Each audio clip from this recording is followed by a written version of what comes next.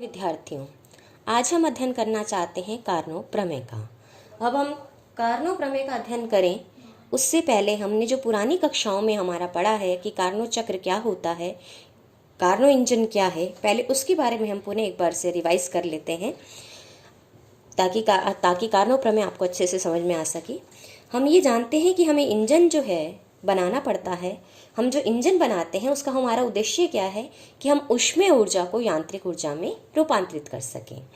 अब यांत्रिक ऊर्जा से तात्पर्य क्या है कि उसके द्वारा हम कार्य कर सकें और ये कार्य अधिकतम मुझे मिले, यानी कि जो इंजन की दक्षता है वो अधिकतम हो। इसके लिए कार्नो वैज्ञानिक ने एक चक्र की परिकल्पना की, एक प्रक्रम प्रोसेसेस की परिकल्पना की। और ये प्रोसेसेस कैसे हैं? उत्क्रमणीय प्रोसेस हैं जिसमें हम एक अवस्था से शुरू होकर निकाय की कुछ प्रक्रमों से गुजरकर पुनः हम उसी अवस्था पर आ जाते हैं।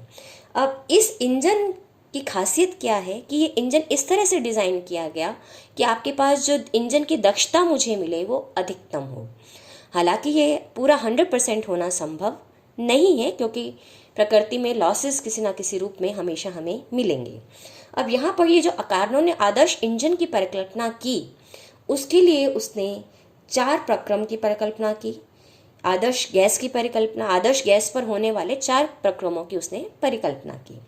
अब ये आदर्श गैस पर जब हम 4 प्रक्रम करते हैं तो उसको हम किस प्रकार करते हैं, ये अगर हम इस पर प्रकाश डालें तो हम ये पाते हैं कि हमने कार्यकारी पदार्थ के रूप में एक आदर्श गैस को एक सिलेंडर में ले लिया और उस सिलेंडर का जो तल है वो मैंने पूर्णतया चालक बनाया है और इस सिलेंडर में एक पिस्टन भी लगाया है ताकि गैस का प्रसार हो तो पिस्टन पीछे हट सके तो उसको आयतन मिल सके बढ़ने के लिए, और अगर मैं इसका संपीड़न करूं तो पिस्टन को मैं खसका सकती हूं। अब यहाँ सबसे पहले मैंने कार्यकारी पदार्थ को यानी अपनी आदर्श गैस को किस पर रखा है? स्रोत पे रखा है।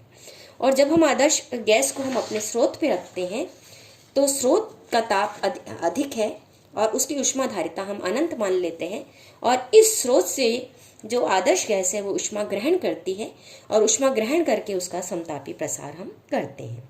और जब हम समतापी प्रसार करते हैं तब हम ये जानते हैं कि जो उसका समतापी प्रसार करने पर जो उस पर गैस जो कार्य करती है, क्योंकि ये ऊष्मा ग्रहण कर रही है और ग्रहण कर रही है तो ये कार्य करती है और ये कार्य मुझे पीडीवी के आधार पर, इंटीग्रेशन पीडीवी के आधार पर RT ln V2/V1 मिलता है। यहाँ पर बिंदु P पर मेरे पास जो प्रेशर और टेम्परेचर है वो P1 और प्रेशर और आयतन है वो P1 और V1 है और बिंदु B पर ये हो जाता है P2 और V2 और बिंदु C पर ये हो जाता है P3 और V3 और बिंदु D पर ये हो जाता है P4 और V4। तो अब यहाँ पर जब पहले प्रक्रम की हम बात कर रहे हैं जिसमें कि मैंने गैस को समतापी प्रसार कराया है, उसको स्रोत पे रखा है तो वो ऊष्मा ग्रहण करके कार्य करती है और फैलती है, समतापी उसका प्रसार होता है तो आयतन V1 से V2 होता है तो मुझे कुल कार्य जो मिलता है वो RT ln V2/V1 मिलता है। अब मैं इस गैस को उठा के कुचालक स्टैंड पे रख देती हूँ और कुचालक स्टैंड पर जब मैं रखती हूँ तो इसमें रुद्धोष्म प्रसार करती हूँ और रुद्धोष्म प्रसार जब इसमें होता है गैस में तो कार्य जो गैस करती है वो हो जाता है R/γ-1 T1 - T2। क्यों? यहाँ मुझे ध्यान रखना है कि यहाँ पर मेरे पास जो रुद्धोष्म प्रक्रम के लिए समीकरण है वो P/γ कांस्टेंट है। यहाँ कांस्टेंट को मैंने K से दिखाया है तो इसलिए P की जगह मैं सब्स्टिट्यूट करती हूँ तो K/V रखती हूँ। अब कुचालक स्टैंड से उठाकर यानी रुद्धोष्म प्रसार होने के बाद मैं इस गैस के सिलेंडर को पुनः सिंक पर रखती हूँ। अब यहाँ पर मैंने पहले स्रोत पे रखा था जिसका ताप अधिक था, वहां से उसने ऊष्मा ग्रहण की थी और रुद्धोष्म प्रसार हुआ था, उसका समतापी प्रसार हुआ था। लेकिन अब मैं जब उसको कुचालक स्टैंड के बाद सिंक पर रखती हूँ तो सिंक का ताप कम है और ये सिंक में ऊर्जा विसर्जित करती है गैस, और जब सिंक में ऊर्जा विसर्जित करती है गैस तो इसलिए मैंने इसको -Q2 से लिखा है और जो कार्य होगा इस स्थिति में -RT2 ln V3/V4 हो जाता है। अब सिंक से उठाकर मैं एक आदर्श गैस को के सिलेंडर को मैं अपने कुचालक स्टैंड पे पुनः रखती हूँ तो पुनः रुद्धोष्म संपीड़न हो रहा है। यहाँ पर पहले अगर मैं देखूँ तो स्रोत पर से रखने के बाद और सिलेंडर पे रखने के बाद दोनों जगह यहाँ प्रसार हो रहा था, लेकिन अब सिंक में और फिर पुनः कुचालक स्टैंड पे रखने पर मुझे यहाँ संपीड़न मिल रहा है। तो अब चौथे प्रक्रम में मैं कुचालक स्टैंड पे जब इस सिंक से उठाकर गैस के सिलेंडर को रखती हूँ तो यहाँ पर उसका रुद्धोष्म संपीड़न होता है और रुद्धोष्म संपीड़न में अपनी ऊर्जा वो खर्च करती है गैस, तो इसलिए माइनस आर कार्य जो मुझे मिलता है minus R gamma minus 1 T1 minus T2 मिल जाता है। तो कुल कार्य जो गैस ने इस प्रक्रम में किया पूरे चक्र में, जो कि उत्क्रमणीय प्रक्रम था, क्योंकि हम पुनः उसी अवस्था तक आ गए, पूरा चक्र हमने किया समतापी प्रसार, रुद्धोष्म प्रसार, समतापी संपीड़न, रुद्धोष्म संपीड़न, और इस पूरे चक्र में हम पुनः लौट कर अपनी इनिशियल स्टेज पे आ गए हैं। इसलिए ये जो प्रक्रम है ये है उत्क्रमणीय प्रक्रम। तो इस पूरे उत्क्रमणीय प्रक्रम में जो गैस ने कार्य किया है वो हो जाएगा, इन चारों को हम जोड़ देंगे तो मुझे साफ दिख रहा है कि ये दोनों टर्म्स जो कुचालक स्टैंड पे रखने पे मुझे मिली हैं, रुद्धोष्म प्रसार और रुद्धोष्म संपीड़न के फलस्वरूप गैस के, वो दोनों आपस में कट रही हैं। तो केवल मेरे पास स्रोत और सिंक पर रखने पर जो मुझे कार्य मिल रहा है सिर्फ वही है, यानी एक Q1 है, दूसरा माइनस Q2, तो Q1 माइनस Q2 मिल जाता है। और ये मुझे मिल जाता है मान R T1 minus T2 ln V2 upon V1। क्यों? क्योंकि यहाँ पर B और C एक ही रुद्धोष्म वक्र पर है, इसी तरह A और D भी एक ही रुद्धोष्म प्रक्रम पर है। तो यहाँ पर जब मैं ये देखती हूँ तो मुझे मिल जाता है कि V2 अपॉन V1 का मान V3 अपॉन V4 के बराबर होता है। इसलिए इस इक्वेशन से मुझे मान मिल जाता है R T1 minus T2 ln V2 upon V1। और जो दक्षता इंजन की मुझे मिलती है वो मिल जाती है W अपॉन Q1, यानी Q1 minus Q2 upon Q1, यानी कि ये किस पर निर्भर है, 1 माइनस T2 अपॉन T1 मुझे मिल जाता है। तो कार्नो इंजन की दक्षता केवल किस पर निर्भर है, तापों पर निर्भर है।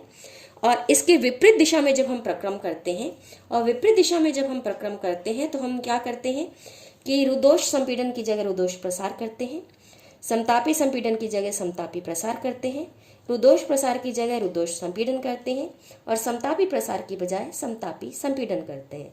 यानी इस प्रक्रम को A B C D के और A के क्रम में चलाने की बजाय हम A D D C C B और B एक पर चलाते हैं, तो ये एक रेफ्रिजरेटर की तरह कार्य करता है। और रेफ्रिजरेटर के लिए मुझे दक्षता मिल जाती है T2 upon T1 minus T2। इस प्रकार कार्नोट की साइकिल पे आधारित हम इंजन भी बना सकते हैं और रेफ्रिजरेटर भी। अब कार्नो प्रमेय क्या कहती है कि आपके पास दो नियत तापों के मध्य कार्य करते हुए किसी भी इंजन की दक्षता उत्क्रमणीय कार्नो इंजन की दक्षता से अधिक नहीं हो सकती।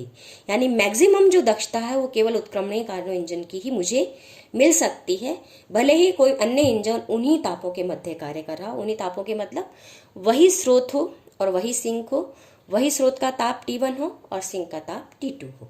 इसको हम दूसरी तरह से भी कहते हैं, और दूसरी तरह से हम क्या कहते हैं कि जब अगर दो नियत तापों के मध्य जो उत्क्रमणीय इंजन काम कर रहे हैं तो उन सभी की दक्षता समान होगी, चाहे हम गैस कोई भी लें, कार्यकारी पदार्थ हम कोई भी लें। यानी दक्षता जो है वो केवल स्रोत और सिंक के तापों पर निर्भर करती है। इसलिए चूंकि अगर ये सारे इंजन दो नियत तापों उन्हीं स्रोत और उन्हीं सिंक के मध्य काम कर रहे हैं, इसलिए उनकी दक्षता क्या होनी चाहिए, समान होनी चाहिए।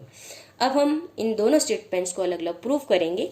तो पहला स्टेटमेंट को मैं प्रूव करने जा रही हूँ कि आपके पास जो नियत तापों के मध्य जो इंजन काम कर रहा है उसकी दक्षता उत्क्रमणीय इंजन से अधिक नहीं हो सकती। तो मान लिया मेरे पास दो इंजन हैं R और E। ये दोनों क्या किए, मैंने एक पट्टी से जोड़ दिए हैं। R मेरे पास उत्क्रमणीय इंजन है, कार्नो इंजन है वो, और E जो है वो अनुत्क्रमणीय इंजन है। अब हम यहाँ इसका रिवर्स मान के चल रहे हैं और हमने क्या मान लिया कि आपके पास जो उत्क्रमणीय इंजन की दक्षता है वो अनुत्क्रमणीय इंजन की दक्षता से कम है। यानी इंजन जो अनुत्क्रमणीय इंजन है वो अधिक दक्ष है। तो हमने जो कि इसका विपरीत लिया है तो हमारे पास परिणाम भी विपरीत आना चाहिए। तो हम इसको देखते हैं कि हमें विपरीत मिलता है या नहीं। तो हमने क्या किया है कि ये इंजन E है, ये आपके पास उत्क्रमणीय कार्नो इंजन है, और ये दोनों एक पट्टी से जुड़े हैं और विपरीत दिशा में चल रहे हैं। तो मैं ये कह सकती हूँ कि अगर ये उत्क्रमणीय इंजन है तो ये R एक रेफ्रिजरेटर है, और ये दोनों एक ही स्रोत और एक ही सिंक के मध्य काम कर रहे हैं। तो यानी T1 और T2 तापों के मध्य काम कर रहे हैं। स्रोत का ताप चूंकि T1 है इसलिए वो सिंक के ताप से ज़्यादा लिया गया है। अब हमने ये मान लिया कि जो इंजन है वो स्रोत से Q ऊष्मा को ग्रहण करता है। अब जब ये इंजन इससे Q ऊष्मा को ग्रहण करता है तो इसका W भाग यानी इसका कुछ भाग वो कार्य में परिणत कर देता है, और जो शेष भाग है Q माइनस W वो सिंक में विसर्जित कर देता है। अब चूंकि R और E दोनों विपरीत दिशा में चल रहे हैं, इसलिए क्या होगा, आपके पास जो रेफ्रिजरेटर है वो सिंक से ऊष्मा ग्रहण करेगा और स्रोत में विसर्जित करेगा। तो यहाँ पर ये क्या करता है कि चूंकि इस पर मान लिया हमने W डैश कार्य होता है और ये Q ऊष्मा स्रोत में विसर्जित करता है, इसलिए इसने Q माइनस W डैश ऊष्मा सिंक से अवशोषित की। तो ओवरऑल मुझे क्या दिख रहा है कि इंजन जो मेरे पास अनुत्क्रमणीय था उसने स्रोत से Q ऊष्मा ग्रहण की, W कार्य में परिणत की और सिंक में Q माइनस W ऊष्मा विसर्जित की।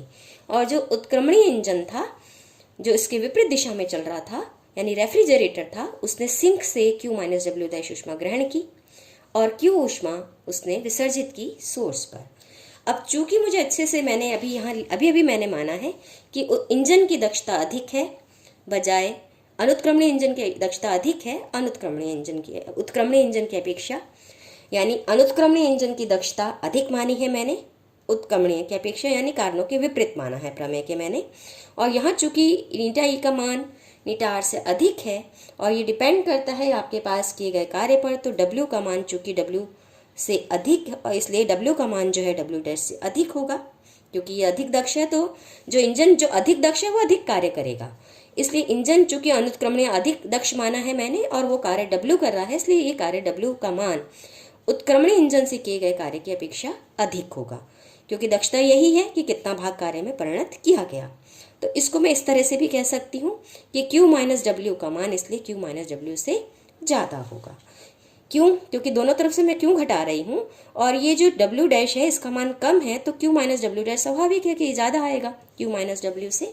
ये तो एक सिंपल सब्सट्रैक्शन का नियम से हमने निकाल लिया कि Q माइनस W डैश का मान चूंकि W greater than W dash है, इसलिए Q माइनस W डैश का मान Q माइनस W से ज़्यादा होगा। और अगर ये ज़्यादा होगा तो हम क्या कर रहे हैं, क्योंकि हमने इन दोनों को मिला के अब एक संयुक्त निकाय बना दिया है, क्योंकि दोनों को मैंने जोड़ा है और ये संयुक्त निकाय बना दिया है, इसलिए संयुक्त निकाय द्वारा जो कुल अवशोषित ऊष्मा हो जाएगी उसका मान हो जाएगा आपके पास, क्योंकि हम ये मान के चल रहे हैं क्योंकि अनुत्क्रमणीय इंजन की दक्षता आपके पास ज़्यादा है, तो यहाँ हम क्या कहेंगे कि इसका निकाय द्वारा जो है सिंक से अवशोषित ऊष्मा का मान अगर हम निकालें तो वो कितनी होगी, माइनस Q माइनस W, क्योंकि Q माइनस W जो है वो उत्क्रमणीय इंजन द्वारा है अवशोषित ऊष्मा द्वारा जो दी गई ऊष्मा है सिंक को वो है, तो सिंक ने यहाँ से ऊष्मा ली है इंजन से, तो माइनस Q माइनस W है, और स्रोत से ने जो इससे ऊष्मा ली है वो है Q माइनस W डैश। तो इसलिए टोटल जो निकाय संयुक्त निकाय द्वारा अवशोषित ऊष्मा आती है वो आ जाती है W माइनस W डैश के बराबर। अब यहाँ पर ये चूंकि अगर मैं देखूं तो यहाँ पर ये जो अवशोषित ऊष्मा है वो पूरी की पूरी कार्य में ही बदल गई, क्योंकि W माइनस W डैश की कार्य है, ऊष्मा कहीं भी नहीं है इसमें। तो यहाँ पर जितनी भी अवशोषित ऊष्मा थी वो सारी की सारी कार्य में बदल गई और स्रोत कहीं भी प्रभावित नहीं हो रहा। क्यों? क्योंकि हमने यहाँ देखा कि स्रोत से ऊष्मा जितनी इंजन ने ली उतनी ही उत्क्रमणीय इंजन ने उसे वापस दे दी, तो यानी Q ही ली जा रही है ऊष्मा और Q ही दी जा रही है। तो इसका मतलब जो स्रोत कैसा रहा, अपरिवर्तित रहा। उससे एक तरह से हम ये भी कह सकते हैं जितनी ऊष्मा ली उतनी ऊष्मा उसको दे दी गई, तो उसमें कोई परिवर्तन नहीं हो रहा है। तो जो भी आपके पास सिंक से ऊष्मा ली गई वो सारी की सारी कार्य में बदल गई। तो जो सिंक से ली हुई ऊष्मा सारी कार्य में बदल रही है और स्रोत अप्रभावी है, इसका मतलब बिना किसी स्रोत के हमारे पास सतत कार्य हो रहा है। और क्योंकि स्रोत अधिक ऊष्मा वाला आपके पास एक निकाय है और अधिक ऊष्मा से अवशोषित की जाती है ऊष्मा और कम ताप पर ऊष्मा दी जाती है, ये ऊष्मागतिकी का नियम है। तो सिंक से आपको सिंक को ऊष्मा दी जानी चाहिए और स्रोत से ली जानी चाहिए, जबकि यहाँ रिवर्स प्रोसेस हो रहा है। और उसमें भी हम ये देख रहे हैं कि जो सारी ऊष्मा है वो कार्य में बदल रही है, यानी 100% दक्षता मुझे मिल रही है, जो कि ऊष्मागतिकी के नियम से संभव नहीं है, जबकि एक्सटर्नल एजेंसी मेरे पास नहीं हो।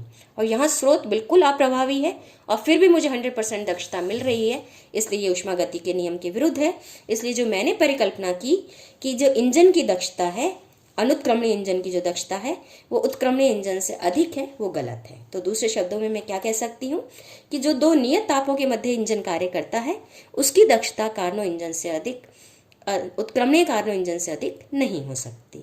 अब हम दूसरा स्टेटमेंट को प्रूव करने जाएं, और दूसरा स्टेटमेंट मेरा क्या कह रहा था कि दो नियत तापों के मध्य कार्य करने वाले सभी उत्क्रमणीय इंजनों की दक्षता समान होती है। यानी दक्षता केवल स्रोत और सिंक के तापों पर निर्भर है, इस बात पर निर्भर नहीं है कि कार्यकारी पदार्थ कौन सा लिया गया है। अब इसको समझने के लिए हमने वापस क्या किया है कि अब हमने ये जो इंजन और आर, जो पहले मैंने उत्क्रमणीय इंजन माना था, उसको भी मैं पुनः उत्क्रमणीय मान रही हूँ। तो यानी यहाँ पर मैंने दोनों ही उत्क्रमणीय इंजन लिए हैं, लेकिन एक इंजन की तरह काम करेगा और आर रेफ्रिजरेटर की तरह काम करेगा, और दोनों ही उत्क्रमणीय हैं, यहाँ मुझे ये ध्यान रखना है। और यहाँ पर ये दोनों समान तापों वाले स्रोत और सिंक के मध्य काम कर रहे हैं। स्रोत का ताप अधिक है, सिंक का ताप कम है। अब यहाँ पर ये भी हमने मान लिया कि दोनों मिलकर, दोनों को हमने आपस में जोड़ दिया है, और दोनों से मिलकर जो इंजन बल रहा है वो एक स्वचालित इंजन है। यानी एक ऊर्जा दे रहा है तो दूसरा ऊर्जा ले रहा है। और यहाँ पर वापस हम मान लेते हैं कि जो इंजन की दक्षता है वो रेफ्रिजरेटर की दक्षता से ज़्यादा है। अब यहाँ पर हम मान लिया कि जो इंजन है इसने स्रोत से ऊष्मा ग्रहण की कितनी, Q1 डैश, और आर ने, ये जो आपके पास रेफ्रिजरेटर था, वो सिंक से ऊष्मा ग्रहण करेगा क्योंकि वो इंजन के विपरीत दिशा में चलता है। तो इसलिए रेफ्रिजरेटर ने सिंक से जो ऊष्मा ग्रहण की है वो है Q2। यहाँ हमने दिखाई है कि स्रोत से ऊष्मा ली जा रही है इंजन के द्वारा Q1 डैश, और सिंक से ली जा रही है रेफ्रिजरेटर के द्वारा Q2 ऊष्मा। और इंजन ने इस ऊष्मा को ग्रहण किया स्रोत से और कार्य किया W किस पर, रेफ्रिजरेटर पर, और कितना कार्य किया, W के बराबर। और बची हुई ऊष्मा उसने Q2 डैश किसको दे दी, सिंक को दे दी। तो मैं यहाँ से ये लिख सकती हूँ, क्योंकि उसने Q1 डैश ऊष्मा ग्रहण की थी, उससे W कार्य किया और Q2 डैश सिंक में विसर्जित कर दी, तो Q1 डैश का मान हो जाएगा Q2 डैश प्लस W के बराबर। और रेफ्रिजरेटर ने क्या किया, सिंक से Q2 ऊष्मा ग्रहण की और Q1 स्रोत ने विसर्जित कर दी है। और इस पर कितना कार्य हो रहा है, जो इंजन इस पर कार्य कर रहा है वो कितना है, W के बराबर है। इसलिए यहाँ से अगर मैं देखूं तो मुझे मिल जाएगा कि Q2 का मान हो जाएगा Q1 माइनस W। क्यों, क्योंकि Q2 ऊष्मा इसने सिंक से ली और इस पर कार्य हो रहा है, ये खुद कार्य नहीं कर रहा है, इस पर कार्य हो रहा है, इसलिए कार्य कौन सा लिया गया, माइनस साइन, यानी माइनस W। तो ये दोनों ही ऊष्मागतिकी के नियम से हमने लिखे हैं, प्रथम नियम से। अब दक्षताओं की अगर मैं बात करूं तो इंजन की जो दक्षता होगी वो होगी W अपॉन Q1 डैश, और जो रेफ्रिजरेटर की दक्षता होगी वो होगी W अपॉन Q1। अब यहाँ इन दोनों को अगर मैं देखूं, चूंकि मैंने माना है कि जो इंजन की दक्षता है वो ज़्यादा है रेफ्रिजरेटर की दक्षता से, इसलिए W अपॉन Q1 डैश का मान W अपॉन Q1 से ज़्यादा हो जाएगा। या फिर अगर मैं देखूं तो इसका मतलब Q1 का मान जो है Q1 डैश से ज़्यादा हो जाएगा। या फिर मैं ये कहूँ तो इन दोनों का जो अंतर है वो क्या मिलेगा, मुझे एक पॉजिटिव क्वांटिटी मिलेगी। अब हमने क्या किया, इसका मतलब इस पूरे चक्र में जो संयुक्त निकाय जो इंजन और रेफ्रिजरेटर से मिलकर बना था, उसने जो सिंक से अवशोषित ऊष्मा की उसका मान हो जाएगा Q2 माइनस Q2 डैश, क्योंकि इसने, हमने यहाँ देख रहे हैं इंजन ने Q2 ऊष्मा दी है, Q2 डैश ऊष्मा दी है सिंक को, और रेफ्रिजरेटर ने Q2 ऊष्मा ग्रहण की है, इसलिए सिंक से अवशोषित ऊष्मा का मान हो जाएगा Q2 माइनस Q2 डैश। अब यहाँ से मैं पुनः Q2 का मान रख सकती हूँ, क्योंकि मैंने देखा था कि Q2 का मान आ जाएगा, इससे मैं निकालूंगी तो Q1 माइनस W मैं निकाल चुकी हूँ, तो ये मैंने रख दिया है। और Q2 डैश का मान अगर मैं यहाँ से निकालूँ तो मुझे मिल जाएगा Q1 डैश माइनस W के बराबर। तो ऊष्मागतिकी के प्रथम नियमों को यूज़ करते हुए मैंने ये मान यहाँ रख दिए हैं, और रखती हूँ तो मुझे क्या मिल जाता है, Q1 माइनस Q1 डैश, यानी पुनः जो कि मैंने देखा था कि ये पॉजिटिव क्वांटिटी है, तो जो सिंक से अवशोषित ऊष्मा है वो कैसी क्वांटिटी आई, एक पॉजिटिव क्वांटिटी। अब स्रोत को दी गई ऊष्मा अगर मैं देखूँ तो स्रोत से ऊष्मा कितनी ली गई थी, Q1 डैश ली गई थी और Q1 दी गई थी। तो इसका मतलब आपके पास जो स्रोत को दी गई ऊष्मा हो गई वो हो गई Q1 माइनस Q1 डैश, और ये पुनः वही है। तो इसके बिना अगर मैं देखूं तो इसका मतलब, तो ये जो संयुक्त मशीन की मैं बात कर रही हूँ जो कि उत्क्रमणीय इंजन और उत्क्रमणीय रेफ्रिजरेटर से मिलकर बनी है, इसमें सिंक से भी ऊष्मा अवशोषित की जा रही है और स्रोत को ऊष्मा दी जा रही है, यानी कि सिंक से लेकर स्रोत को ऊष्मा दी जा रही है, यानी अपने आप प्रवाह निम्न ताप से उच्च ताप की ओर हो रहा है। अब निम्न ताप से उच्च ताप की ओर प्रवाह अपने आप हो रहा है, ये संभव नहीं है। ये ऊष्मागतिकी के नियम का उल्लंघन है कि आपके पास बिना किसी सहायता के निम्न ताप से प्रवाह ऊष्मा का उच्च ताप की ओर हो जाए और कुछ भी कार्य वहां पर ना हो, या यहाँ पर मुझे कोई भी कार्य होता हुआ नहीं नजर आ रहा है, क्योंकि एक इंजन कार्य कर रहा है तो रेफ्रिजरेटर पर कार्य हो रहा है, तो संयुक्त निकाय द्वारा जो कुल कार्य है वो कुछ भी नहीं है। लेकिन फिर भी ये जो संयुक्त निकाय है सिंक से ऊष्मा अवशोषित करके स्रोत को दे रहा है, यानी निम्न ताप से उच्च ताप की ओर ऊष्मा जा रही है, जो कि ऊष्मा गति के सिद्धांतों के विपरीत है। और इसी प्रकार अगर मैं इसका रिवर्स भी लूँ कि रेफ्रिजरेटर की दक्षता को ज़्यादा मानूं इंजन की दक्षता से, तो भी मुझे ये विपरीत परिणाम ही मिलते हैं। इसलिए हम ये कह सकते हैं कि जो मैंने निष्कर्ष माना है, कि जो मैं मान के चली थी कि आपके पास कि दोनों उत्क्रमणीय इंजनों की दक्षता अलग अलग है, वो होना संभव नहीं है।